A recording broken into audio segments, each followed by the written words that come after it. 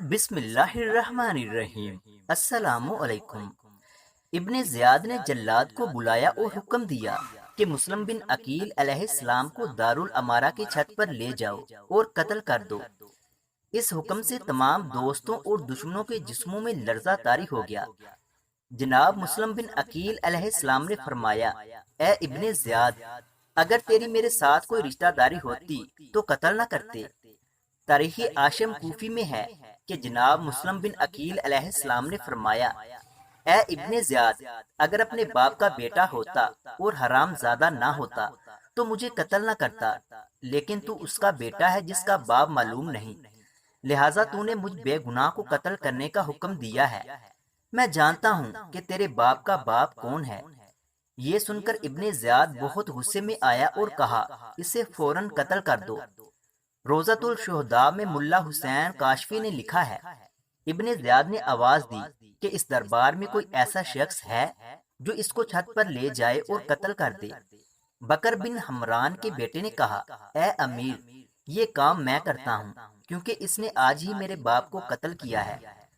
تاریخ الفتوح میں مذکور ہے کہ ابن زیاد نے دربار سے ایک شامی جسے جناب مسلم بن عقیل علیہ السلام نے زخمی کیا تھا بلایا اور کہا، مسلم بن عقیل علیہ السلام کو چھت پر لے جاؤ اور قتل کرو اور اپنے بغض کی آگ کو بجھا دو۔ محدث امی لکھتے ہیں، ابن زیاد نے بکر بن حمران سے، جس کو مسلم بن عقیل علیہ السلام نے ایک ضرب ماری تھی، کہا مسلم بن عقیل علیہ السلام کو قصر دارالامارہ کی چھت پر لے جاؤ اور گردن اڑا دو۔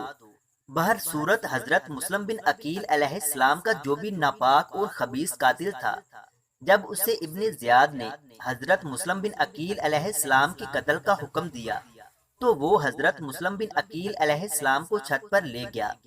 اس وقت مسلم بن عقیل علیہ السلام تکبیر پڑھ رہے تھے، استغفار کر رہے تھے اور درود شریف کا ورد کر رہے تھے، اور اہل کوفہ کا خدا کے پاس شکوہ بھی کر رہے تھے کہ اے اللہ، میرے اور اس قوم کے درمیان تو فیصلہ فرما کہ ہمیں انہوں نے دھوکہ دیا اور ہمیں جھٹلایا۔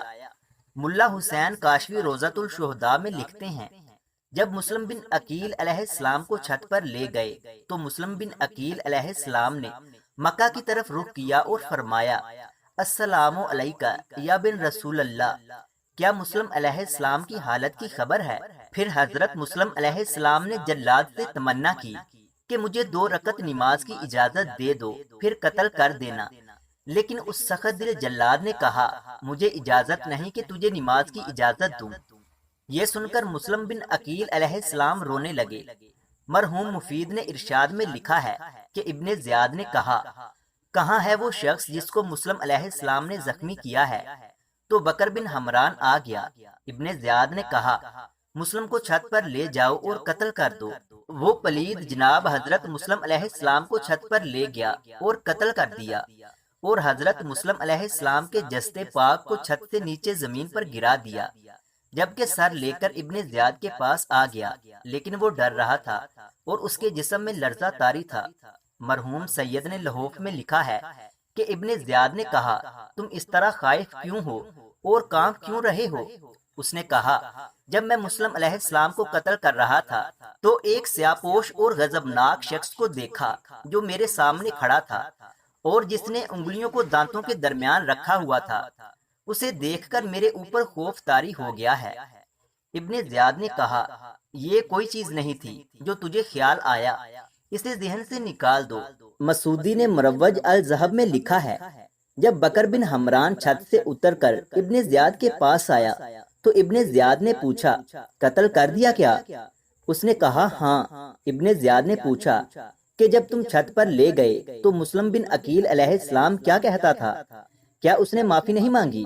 اس نے کہا، نہیں، بلکہ تکبیر، تسبیح اور استغفار پڑھ رہا تھا۔ جب میں گردن اڑانے لگا تو دکھی دل سے اس نے کہا، اے اللہ، میرے اور اس قوم کے درمیان خود فیصلہ فرما کہ جنہوں نے ہم سے دھوکہ کیا اور ہمیں ذلیل کر دیا۔ اے میرے ابن زیاد، مسلم علیہ السلام مناجات کر رہے تھے، جب میں نے ضرب ماری تو کارگر ثابت نہ ہوئی۔ مسلم بن عقیل علیہ السلام نے فرمایا، اب تو بس کرو۔ میں نے کہا، نہیں، اور پھر تلوار کی ضرب ماری جس سے وہ قتل ہو گئے۔ مزید اس طرح کی اسلامک ویڈیوز اور سبق آموز کہانیاں دیکھنے کے لیے ہمارے یوٹیوب چینل علمی روم کو سبسکرائب لازمی کریں۔ ملتے ہیں اگلی ویڈیو میں، تب تک کے لیے اللہ حافظ۔